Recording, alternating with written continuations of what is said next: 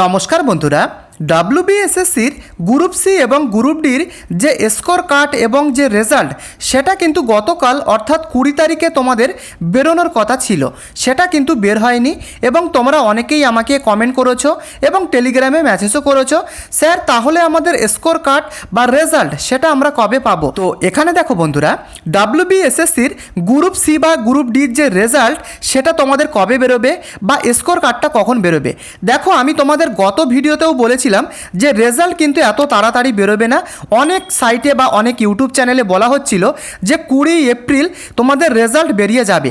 দেখতেই পেলে 20 তারিখে কোনো রকমের রেজাল্ট কিন্তু বের হলো না। এখন প্রশ্ন হচ্ছে, রেজাল্ট তো বের হলো না, তাহলে রেজাল্টটা তোমাদের কবে বেরোবে। তোমরা কিন্তু খুবই চিন্তিত রয়েছে এই বিষয়ে, তো আমি একটু পরেই বলছি। তার আগে বলে দিই যে তোমাদের স্কোর কার্ড, দেখো স্কোর কার্ডটাও 20 তারিখে বেরোনোর কথা ছিল, তো 20 তারিখে কিন্তু স্কোর কার্ডটা বের হলো না।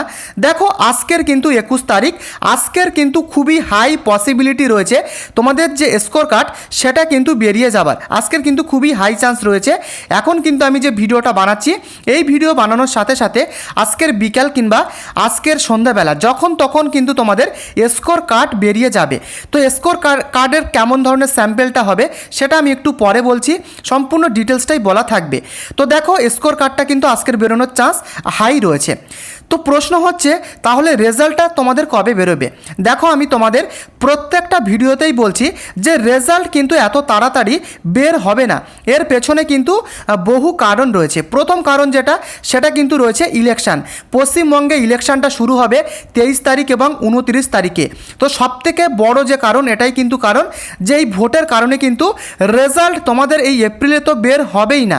তাহলে কবে বেরোবে, তোমরা অনেকেই আমাকে কমেন্ট করছো বা তোমরা টেলিগ্রামে মেসেজ করছো। দেখো জুলাই কিংবা আগস্টের আগে তোমাদের কিন্তু যে রেজাল্ট, গ্রুপ সি বলো বা গ্রুপ ডির, তার যে রেজাল্ট সেটা কিন্তু বেরোনোর কোনো রকম চান্স কিন্তু নেই। জুলাইয়ের পরের দিকে তোমাদের রেজাল্টটা বেরিয়ে যেতে পারে। দেখো এবারে কিন্তু মোট গ্রুপ সি এবং গ্রুপ ডির টোটাল যে পরীক্ষার্থী সেটা কিন্তু 16 লাখ প্লাস। তো এত বিপুল ক্যান্ডিডেট, এদের যে নাম্বার সেটাকে কিন্তু ক্যালকুলেশন করতে সময় লাগবে। তাছাড়া এর আগের যারা এক্সপেরিয়েন্স ক্যান্ডিডেট রয়েছে তাদেরকেও কিন্তু ক্যালকুলেশন করতে সময় লাগবে। তো এই সমস্ত কারণের জন্য রেজাল্ট কিন্তু তোমাদের এই এপ্রিল মাসে বের হবে না, এটুকুনি তোমরা ধরে রাখো। তোমাদের জুলাই কিংবা আগস্টের দিকে তোমাদের গ্রুপ সি বা গ্রুপ ডির যে রেজাল্ট সেটা কিন্তু বেরিয়ে যাবে। তো ব্যাপারটা তোমরা ক্লিয়ার হতে পারলে। তো তোমাদের ডব্লিউবিএসএসসির গ্রুপ সি বা গ্রুপ ডির তোমাদের নাম্বার কত হচ্ছে সেটা তোমরা প্রত্যেকে কমেন্ট করে লিখে জানিও। বন্ধুরা তোমরা স্কোর কার্ডের ব্যাপারটাকে বুঝে নাও, যখন তোমাদের স্কোর কার্ডটা বেরোবে তখন কি কি ফ্যাক্টর নির্ভর করবে। দেখো এখানে আমি পুরো চারটাই তোমাদের সামনে খুলেছি, তো এখানে তোমরা ব্যাপারটাকে বোঝো। আমি প্রথমে গ্রুপ সির ব্যাপারটা বুঝাচ্ছি। দেখো গ্রুপ সির টোটাল নাম্বার কত, 60 নাম্বারের পরীক্ষা হয়েছে। তো আমি এখানে তোমাদের এক্সাম্পল হিসাবে দেখাচ্ছি, একজন ফ্রেশার ক্যান্ডিডেট সে যদি 60-এর মধ্যে আমি ধরলাম সে 50 পেয়েছে, তো সে কিন্তু লিখিত পরীক্ষায় 50 পেয়েছে। এবং ফ্রেশার ক্যান্ডিডেটদের ক্ষেত্রে অ্যাকাডেমিক স্কোর কী রয়েছে, দেখো তোমরা সবাই জেনে থাকবে হয়তো যে একজন ফার্স্ট ডিভিশন পাওয়া ক্যান্ডিডেট সে কিন্তু অ্যাকাডেমিক নাম্বার 10-এ কিন্তু 10 পাবে, সেকেন্ড ডিভিশন পাওয়া ক্যান্ডিডেট সে পাবে 8 এবং থার্ড ডিভিশন পাওয়া ক্যান্ডিডেট সে কিন্তু পাবে 6। তো এইভাবে কিন্তু ক্যালকুলেশনটা হবে এই অ্যাকাডেমিক স্কোরের ব্যাপারটা, বুঝতে পেরেছো। তো আমি এখানে 10 নম্বরটা ধরেই তোমাদের আমি দেখাচ্ছি। তো সেই ক্যান্ডিডেট আমি ধরলাম সে কিন্তু অ্যাকাডেমি পেয়েছে কত, অ্যাকাডেমিক স্কোরে কত পেয়েছে, 10 নাম্বার কিন্তু সে পেয়েছে। এবং এক্সপেরিয়েন্স নাম্বার কিন্তু সে পাবে না, এটা কিন্তু এক্সপেরিয়েন্স ক্যান্ডিডেটরাই পাবে, ফ্রেশাররা কিন্তু পাবে না। তো সেখানে সে টোটাল তাহলে কত পেলো, এই 50 + 10 সে কিন্তু পেলো 60 নাম্বার। 60 নাম্বার কিন্তু সে পেলো। ব্যাপারটা তোমরা বুঝতে পেরেছো। তো এবারে ব্যাপারটা তোমরা বোঝো। দেখো এখানে তো সে 60 পেয়েই গেছে। তো প্রশ্ন হচ্ছে এখানে কিন্তু টোটাল তোমাদের 75-এর মধ্যে কিন্তু টোটাল হিসাবটা ধরা হবে। কেন হিসাবটা ধরা হবে ব্যাপারটা আমি তোমাদের বোঝাচ্ছি। দেখো গ্রুপ সির ক্ষেত্রে 60 নম্বরের লিখিত পরীক্ষা হয়েছে এবং তোমরা সবাই জানো অ্যাকাডেমিক স্কোর কিন্তু থাকছে 10 নাম্বার প্লাস এক্সপেরিয়েন্সে থাকছে 5 নাম্বার। টোটালটা ক্যালকুলেট করলে কিন্তু 75 দাঁড়াচ্ছে। তো এই 75-এর উপরে কিন্তু ডিপেন্ড করে নাম্বারটা কিন্তু ক্যালকুলেশন করা হবে। তো আশা করি পুরো ব্যাপারটা তোমরা বুঝতে পেরেছো। এইভাবে কিন্তু ক্যালকুলেশনটা করা হবে। এবারে একজন এক্সপেরিয়েন্স ক্যান্ডিডেটদের হিসাবটা কেমনভাবে করা হবে সেটা তোমরা দেখো। একজন এক্সপেরিয়েন্স ক্যান্ডিডেট সে গ্রুপ সিতে 60-এর মধ্যে পেয়েছে, আমি ধরলাম সে 50 পেয়েছে, এবং একাডেমিক স্কোর সিম্পলিভাবে সে কত পেয়েছে, ধরলাম সে কিন্তু 10 পেয়েছে, এবং তাদের কিন্তু আগের থেকে 5 নাম্বার তাদের কিন্তু ঝুলিতে তারা কিন্তু অলরেডি নিয়েছে। তো ফলে সেই ক্যান্ডিডেট কত পাচ্ছে, 50 + 10 60 + 5 65 কিন্তু সে পেয়ে যাচ্ছে, এবং টোটাল কত হচ্ছে 75, অর্থাৎ সে কিন্তু 75-এর উপরে 65 নাম্বার কিন্তু পাচ্ছে। তো ব্যাপারটা তোমরা বুঝতে পেরেছো। এইভাবে কিন্তু পুরো ক্যালকুলেশনটা হবে। এবং গ্রুপ ডির ব্যাপারটা এবারে তোমরা বোঝো। দেখো গ্রুপ ডির ক্ষেত্রে ব্যাপারটা সেম। একজন ফ্রেশার ক্যান্ডিডেট সে কত পাচ্ছে, দেখো গ্রুপ ডির ক্ষেত্রে 40 নাম্বারের পরীক্ষা হয়েছে, সেখানে একজন ফ্রেশার কত পেয়েছে, আমি ধরলাম সে পেয়েছে 30 নাম্বার। 30 নাম্বার কিন্তু সে লিখিত পরীক্ষায় পেয়েছে, এবং এখানে কিন্তু সে কোনো একাডেমিক বা এক্সপিরিয়েন্সের নাম্বার পাবে না, সেক্ষেত্রে সে কিন্তু পাবে জিরো। একজন ফ্রেশার ক্যান্ডিডেট সে কিন্তু পাবে 0। তো সে কত পাচ্ছে, টোটাল কিন্তু সে পাচ্ছে 30 নাম্বার কিন্তু সে পাচ্ছে। এটা কিন্তু তোমাদের গেল। এবং যারা এক্সপেরিয়েন্স ক্যান্ডিডেট তাদের ক্ষেত্রেও ব্যাপারটা সিম্পল। ধরো সেও পেলো 40-এর মধ্যে, একজন এক্সপেরিয়েন্স ক্যান্ডিডেট সে পেলো 30 নাম্বার সে পেলো, এবং তাদের কিন্তু আগে থেকে 5 নাম্বার তারা এক্সপিরিয়েন্সের জন্য তারা কিন্তু পেয়ে যাচ্ছে, তোমরা সবাই জানো।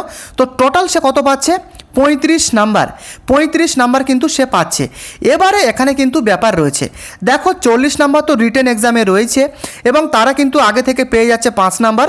তো ফলে 45 নাম্বারের উপরে কিন্তু সে কত পাচ্ছে, 35 নাম্বার। তো টোটাল কিন্তু 45 বা 75 যেটা গ্রুপ সির আমি বললাম, টোটাল কিন্তু এই নাম্বারের উপরে কিন্তু তোমাদের, তুমি যদি ফ্রেশার হয়ে থাকো সেক্ষেত্রে কিন্তু এই নাম্বারের উপরেই কিন্তু পুরো ক্যালকুলেশনটা হবে, বা কাট আপ কিন্তু সম্পূর্ণ এই নাম্বারের উপরে ডিপেন্ড করবে। এবং দেখতে পাচ্ছ পাশাপাশি স্ট্যাটাস, দেখো যখন তোমাদের স্কোর কার্ডটা বেরোবে সেখানে কিন্তু পরিষ্কারভাবে লেখা থাকবে যে তুমি কোয়ালিফাইড না ডিসকোয়ালিফাইড, সেটা কিন্তু পরিষ্কারভাবে স্কোর কার্ডে লেখা থাকবে। আশা করি পুরো ব্যাপারটাই তোমাদের সামনে পুরো ক্লিয়ার হয়ে গেল। এই কিন্তু মেন ব্যাপার। তোমাদের অ্যান্সার কিটা বেরিয়ে গেছে, তোমরা প্রত্যেকেই আশা করি তোমাদের অ্যান্সার কিটা মিলিয়ে নিয়েছো। তো প্রত্যেকে তোমাদের প্রাপ্ত নাম্বার কত হচ্ছে প্রত্যেকে তোমরা লিখে জানিও। গ্রুপ সির গ্রুপ ডি তোমাদের প্রাপ্ত নাম্বার কত হচ্ছে প্রত্যেকে কমেন্ট করে লিখে জানিও। এবারে তোমরা দেখে নাও যে তোমাদের যে স্কোর কার্ডটা বেরোবে সেটা কেমন ধরনের বেরোবে। এটা কিন্তু আমি তোমাদের একটা স্যাম্পল দেখাচ্ছি। দেখো তোমাদের যখন স্কোর কার্ড বেরোবে গ্রুপ সি বা গ্রুপ ডির, সেটা কিন্তু লেখাই থাকবে এখানে, এবং তোমার এখানে কিন্তু নাম লেখা থাকবে, তোমাদের নাম লেখা থাকবে, এবং তোমার এখানে থাকবে রোল নাম্বার, এবং তোমাদের ক্যান্ডিডেট আইডি নাম্বার লেখা থাকবে, এবং তোমার ক্যাটাগরি লেখা থাকবে। তুমি এসসি বা এসটি বা ওবিসি, তোমার যে ক্যাটাগরি সেটা কিন্তু এখানে লেখা থাকবে। এবং দেখো তোমার রিজিয়ান, তুমি কোন রিজিয়ানে আবেদন করেছো সেই রিজিয়ানটা দেওয়া থাকবে। যেমন এখানে লেখা রয়েছে ওয়েস্টার্ন রিজিয়ান, তুমি যদি সাউথার্ন রিজিয়ান থেকে আবেদন করে থাকো বা সাউথ ইস্টার্ন রিজিয়ান, সেরকম কিন্তু তোমাদের রিজিয়ানটা এখানে লেখা থাকবে। এবং তোমাদের এক্সাম সেটা কিন্তু লেখা থাকবে, WBSSর গ্রুপ সি না গ্রুপ ডি সেটা এখানে লেখা থাকবে। এবং তোমাদের পরীক্ষার তারিখ, দেখো গ্রুপ সির ক্ষেত্রে পরীক্ষা কবে হয়েছিল, 1 মার্চ, এবং গ্রুপ ডির ক্ষেত্রে 8 মার্চ কিন্তু পরীক্ষা হয়েছিল। তো গ্রুপ সি এবং গ্রুপ ডির ক্ষেত্রে এখানে কিন্তু লেখা থাকবে তোমাদের তারিখটা। এবং তোমরা দেখে নাও যে কারেক্ট অ্যান্সার, অর্থাৎ তোমাদের যখন গ্রুপ সি বা গ্রুপ ডির যখন পরীক্ষাটা হয়েছিল তোমরা গ্রুপ ডিতে 40-এর মধ্যে কতগুলো সঠিক অ্যান্সার দিয়েছো সেটা কিন্তু এখানে লেখা থাকবে, এবং কতগুলো রং অ্যান্সার দিয়েছো সেটা এখানে কিন্তু লেখা থাকবে। বুঝতে পেরেছো? এবং তোমাদের টোটাল নাম্বার কত হচ্ছে প্রাপ্ত নাম্বার সেটা এখানে লেখা থাকবে। তো এখানে কিন্তু গ্রুপ সির ক্ষেত্রে এমনভাবে লেখা থাকবে, গ্রুপ ডির ক্ষেত্রে এরকমভাবে লেখা থাকবে। এবং তোমাদের স্ট্যাটাসটা এখানে দেখাবে তুমি কোয়ালিফাইড না ডিসকোয়ালিফাইড, সেটা কিন্তু এখানে পরিষ্কারভাবে দেওয়া থাকবে। দেখো তোমাদের অ্যান্সার কি তো বেরিয়েই গেছে। এটা কিন্তু শুধুমাত্র অফিসিয়ালিভাবে তোমাদেরকে স্কোর কার্ডটা কিন্তু প্রকাশিত করানো হবে। তো এই কিন্তু মেন ব্যাপার। দেখো স্কোর কার্ড কিন্তু তোমাদের 20 তারিখে বেরোনোর কথা ছিল, কিন্তু বের হয়নি।